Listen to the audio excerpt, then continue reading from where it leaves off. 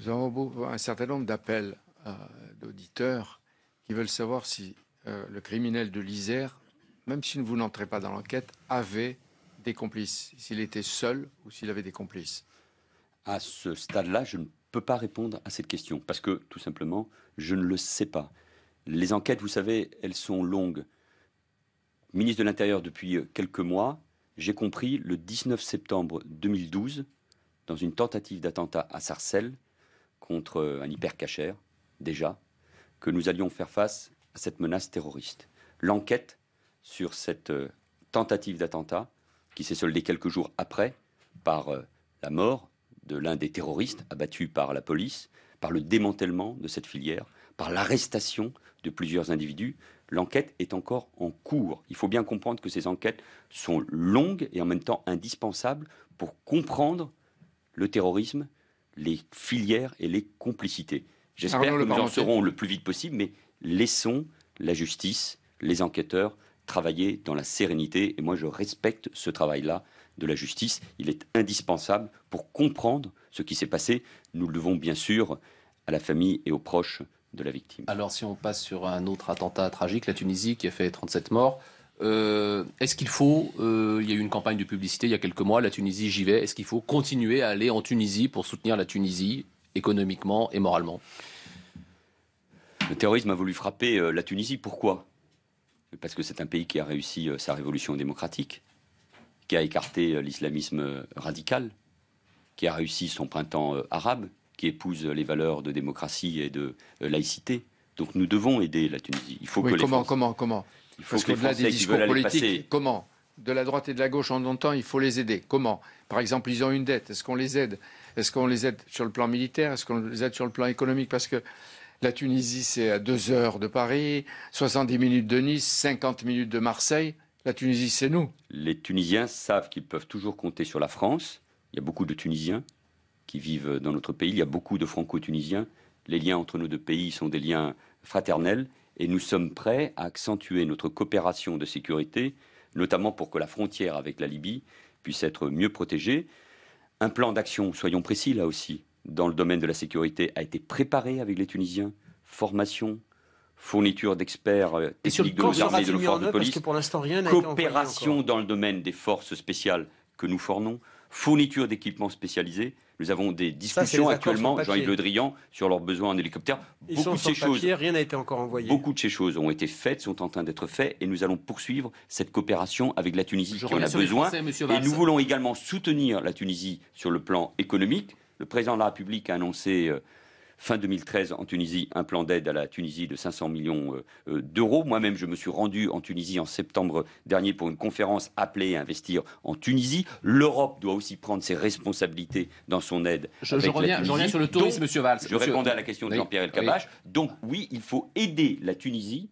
C'est vital pour la Tunisie. Et qu'est-ce qu'il faut dire aux Français? Mais c'est vital pour nous aussi, parce que la lutte contre le terrorisme, la défense de nos valeurs et de la démocratie se joue bien sûr en Europe, mais elle se joue également de l'autre côté de la Méditerranée. La question quand même, c'est qu'une des recettes majeures, c'est le tourisme. On a eu une campagne pour dire la Tunisie, j'y vais. Et là, le Quai d'Orsay organise le rapatriement de ceux qui allaient. Est-ce qu'il faut aller en Tunisie faire du tourisme? C'est pour ça que le terrorisme s'attaque au tourisme, parce que précisément, c'est que conseillez-vous aux Français? Qu'est-ce que vous conseillez aux Français qui veulent faire du tourisme? Alors soyons précis, il faut que les Français qui veulent aller passer leurs vacances en Tunisie, ils sont des dizaines de milliers chaque année, et le tourisme, vous venez de le rappeler, est vital pour l'économie tunisienne, puissent s'y rendre, sans crainte pour leur sécurité. Après ce qui s'est passé, on peut comprendre qu'il y ait plus que de la crainte. Donc il faut travailler. Après ce que vous avez dit, vous savez que les Tunisiens et les Marocains qui voulaient passer leurs vacances en France sont inquiets. On leur dit qu'il va y avoir des attentats tous les jours. Donc il faut travailler avec Donc il faut travailler avec les autorités tunisiennes, assurer la sécurité des lieux touristiques, d'où notre coopération sécuritaire que nous voulons renforcer. Pour les Français qui, en ce moment, sont en Tunisie, nous avons réuni hier au Quai d'Orsay les professionnels du tourisme, et les tours opérateurs proposent des retours anticipés sans frais supplémentaires. Monsieur le Premier ministre. Mais il faut continuer à aider la Tunisie, c'est le message que je vais passer ce matin. Elle ne peut pas être seule. Parce qu'encore une fois, le combat contre le terrorisme n'a pas de frontières. Il faut que chacun le comprenne. David Cameron, la chancelière Merkel, le Premier ministre belge, M. Michel, vont se recueillir bientôt devant les corps de leurs concitoyens qui étaient partis en vacances et qui reviennent dans des cercueils. Est-ce que vous pensez qu'ils vont comprendre que toute l'Europe est visée? Mais ils le comprennent. Alors qu'ils s'engagent dans l'action avec ceux qui sont en première ligne. La Grande-Bretagne a été frappée durement, comme d'autres pays, comme l'Espagne, la Belgique, par le terrorisme. Mais c'est vrai que la France, c'est la cohérence que j'ai rappelée tout à l'heure, c'est la cohérence du chef de l'État, de François Hollande. Cette cohérence, oui, mais la ça a été de combattre le terrorisme, à la fois en France, par tous les moyens que j'ai rappelés, mais aussi en intervenant au Mali, en étant présent au Sahel. Je rappelle qu'il y a 3500 soldats français sur l'ensemble de la bande sahélienne, et pour à la fois soutenir le Tchad, le Niger, la Mauritanie, le Mali, et en même temps lutter contre ces groupes terroristes qui viennent du sud de la Libye. Est-ce qu'il ne faut pas aussi lancer, on le voit avec ce carnage sur la plage, évidemment beaucoup de ressortissants européens, une initiative diplomatique pour voir comment on se coordonne à côté des mots, à côté des principes, à côté des déclarations et des cohérences. Est-ce qu'il n'est pas le temps de faire, comme certains l'appellent, effectivement dans l'opposition, à prendre une initiative diplomatique majeure? Mais la coordination pour lutter contre le terrorisme entre tous les pays, elle est essentielle. C'est vrai au niveau européen, c'est vrai avec les pays du Maghreb. Non, elle est là. Le récent déplacement du président de la République en Algérie, qui a été souligné, visait aussi à continuer à poursuivre notre coopération avec ce pays dans la lutte contre le terrorisme. Quand nous avons une coopération avec le Maroc que nous renforçons, c'est pareil, c'est pour lutter contre le terrorisme. Mais les initiatives diplomatiques, nous y sommes favorables. Je rappelle que la position de la France, il y a 1 an et demi, était d'intervenir directement en frappant les sites les plus sensibles du régime de Bachar el-Assad. La France était pour une intervention. Et que M. Barack Obama a refusé au dernier moment. Si on change le sujet... C'est important de le souligner parce que, encore une fois, dans ce débat, c'est le sang-froid, la constance et la cohérence. Vous vous rendez compte, ce sont des mots que j'ai répétés depuis le début de l'émission, qui doivent être rappelés. Je pense que les Français le savent. Il y a une cohérence et une constance dans la position de la France, à la fois sur la scène diplomatique, en intervenant avec sa diplomatie et ses soldats, et en luttant contre le terrorisme, ce combat qui va être difficile, Arnaud, long, mais le sang-froid, gagnerons. Il va falloir en avoir sur la Grèce. L'Eurogroupe, les ministres des Finances, donc Michel Sapin a dit l'accord d'assistance financière avec la Grèce expire le 30 juin. Donc mardi, qu'est-ce qui se passe? La Grèce fait faillite? Nous avons fait tout, je parle de la France, le président de la République, Michel Sapin encore hier, dans le cadre de l'Eurogroupe, pour trouver un accord. Et la France a pleinement joué son rôle. Le gouvernement grec, vous le savez, a décidé d'interrompre de manière unilatérale les négociations pour convoquer un référendum. Ça vous convient? C'est le choix. Cette rupture unilatérale de M. Tsipras? La rupture n'est jamais une bonne chose. D'autant plus que les négociations n'étaient pas terminées sur des liquidités supplémentaires pour la Grèce, des investissements supplémentaires annoncés par prendre des risques le président de la Commission, Jean-Claude Juncker, qui avait annoncé 35 milliards pour la Grèce. C'est le choix du gouvernement grec. Il a décidé de convoquer un référendum. C'est un choix souverain qui ne peut pas être critiqué. Quand on convoque le peuple, quand on lui demande d'exercer son choix souverain, ça ne se critique pas. Mais les Grecs doivent pouvoir choisir lucidement, là aussi, les yeux ouverts, le destin de la Grèce. C'est quoi leur choix? C'est sortir de l'euro, en fait. La réalité de cette question, c'est sortir de l'euro ou... Mais il est évident que s'il y avait une réponse négative, il y a un risque réel, là où il faut dire la vérité aussi, non seulement aux Français, aux Européens, mais d'abord aux Grecs, puisque c'est eux qui vont voter dimanche prochain. Il y a un risque, bien sûr, en cas de réponse négative, de sortie de la zone euro. En tant qu'Européen vous-même, est-ce que vous demandez à M. Tsipras que la question qu'il va poser au référendum soit claire et soit pas pour ou contre les créanciers, les méchants créanciers? Moi, je respecte la Grèce, son gouvernement et le peuple grec. Mais ça nous concerne. Oui, c'est un grand pays européen, il ne faut pas l'oublier, par son histoire, par sa culture. Ils sont dans la communauté européenne, dans l'Union européenne, depuis 1981. Le peuple grec a beaucoup souffert des politiques d'austérité depuis ces dernières années.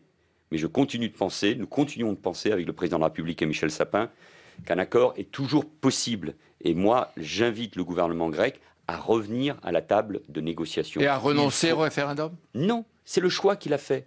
Le choix de consulter le peuple est un choix souverain. Mais il n'a pas attendu la fin de la négociation. C'est bien le problème. Parce que surtout les problèmes du terrorisme, etc., vous choisissez la vérité. Est-ce qu'on ne peut pas dire la vérité? Parce sans prévenir, il annonce un référendum dimanche prochain. Et ensuite, il faudrait que les institutions financières internationales continuent de le financer et qu'en quelque sorte, l'Europe paye son référendum contre elle-même. Mais c'est pour ça. Les Grecs Oui, la sont logique. souverains, mais ils doivent voter, je le répète, les yeux ouverts, en mesurant que l'enjeu n'est autre, au fond, que de rester ou sortir de l'euro Est-ce que la BCE avec les conséquences va qui ont couper découlé. les vivres mardi? Il y a une réunion d'urgence là. Est-ce qu'il va y avoir Elle a une même lieu crise aujourd'hui. bancaire? La Banque centrale européenne est indépendante. Mais je ne doute pas qu'elle prendra ses responsabilités. C'est-à-dire? Je ne pense pas qu'elle puisse couper les vivres, pour dire les choses autrement, des Grecs. Mais elle a Et en donné tout 100 cas, milliards, ce n'est pas presque ce que nous souhaitons. 90 milliards déjà, monsieur le Premier ministre, Mais- aux banques grecques, et puis ça se retrouve après dans les placements dans les banques suisses, allemandes, C'est-à-dire, est-ce qu'il y a- luxembourgeoises. Faisons attention au peuple grec. Je vais vous donner un seul chiffre pour l'illustrer par rapport à ce qui se passe en Grèce. Un week-end normal en Grèce, vous avez des retraits autour de 30 millions d'euros pour un week-end normal. Hier, samedi, ces retraits ont représenté 500 millions. C'est-à-dire que sur un week-end, c'est 1 milliard. Donc il faut bien se rendre compte de l'inquiétude qui existe en Et la en Est-ce Grèce. qu'il faut faire Et un le contrôle la des capitaux, défiance. monsieur Valls? Est-ce Et qu'il ne faut faire un rajoutons contrôle pas, des oui, mais c'est le capitaux? peuple grec qui souffre. Monsieur Donc Valls. n'en rajoutons pas sur le peuple grec. S'il doit y avoir, mais c'est à la BCE de manière indépendante de prendre ses responsabilités, un soutien financier dans les jours qui viennent, ce soutien est sans aucun doute nécessaire. Mais les Grecs doivent voter en toute lucidité. En toute franchise, c'est si grave que ça si la Grèce s'en va maintenant? Est-ce qu'on ne peut pas vivre sans la Grèce pendant un moment, au moins? Les conséquences d'une sortie de la zone euro, sur le plan économique et financier, n'auraient rien à voir avec celles que nous craignions il y a quelques années à l'occasion de la Ce sont première les crise Grecs grecque. qui souffriraient Mais- le plus. Mais ce sont les Grecs qui souffriraient le plus de cette sortie de la zone Ah, euro. ça veut dire qu'on peut Et vivre parce sans que les je Grecs suis- alors, Et parce que dans la je zone suis- euro. Non, mais parce qu'il y a aussi une vision politique de l'Europe. Et parce que je suis profondément européen, je ne peux pas me résoudre à ce qu'un pays comme la Grèce, qui est sorti de la dictature des colonels, qui a fait le choix, à l'époque c'était Valéry Giscard d'Estaing qui était le président de la République, avec le soutien de la France, de rentrer dans la communauté européenne pour s'arrimer à la démocratie, au progrès. La Grèce est une grande civilisation, ça compte quand on parle de l'Europe. Je ne peux pas me résoudre à ce que la Grèce sorte de la zone euro Mais on peut et se d'une certaine passer manière se aujourd'hui. détache. L'Europe peut se passer aujourd'hui de la A Grèce. priori, oui, mais nous ne connaissons pas les uns et les autres les conséquences d'une sortie Mais a de la zone priori, euro. oui, Et on sur est le assez plan- blindé pour résister. Et sur le plan économique et sur le plan politique. Michael Est-ce qu'il y a un Et risque de donc nous contagion? devons tout faire pour que la Grèce reste dans la zone euro. Mais tout faire, Mais qu'elle le c'est à la veuille fois d'abord. respecter la Grèce et la démocratie, mais c'est aussi respecter les règles européennes. Et donc il faut que le gouvernement grec revienne à la table des Et discussions, s'il ne à la veut table pas, des s'il négociations. ne le fait pas, C'est encore une fois son choix. Mais il doit assumer son choix, pas devant les Européens, mais devant le peuple grec. vous voulez qu'il revienne avant le référendum? C'est Il toujours possible. n'aura plus de sous à Mais partir de mardi. c'est toujours possible. C'est toujours. Je ne sais pas s'il le fera. C'est de sa responsabilité. Mais c'est toujours possible. Et la position de la France, elle est constante. Il faut trouver une solution. Ces solutions, elles passent par des réformes qui sont difficiles, qui sont dures pour le peuple grec, mais aussi par un soutien en termes de Vous l'avez dit liquidité également. et Est-ce que ça veut d'investissement. dire que- Et ça veut dire aussi, parce qu'il n'y a pas de sujet tabou, qu'on peut également travailler sur Qu'est-ce que vous allez l'étalement expliquer aux de la Français dette. sur les L'État- conséquences attendez, vous pensez politiques, étalement de la dette, économiques? ça veut Quels dire sont quoi? les... Attention. Vers quoi on va? Attends. Pardonnez-moi.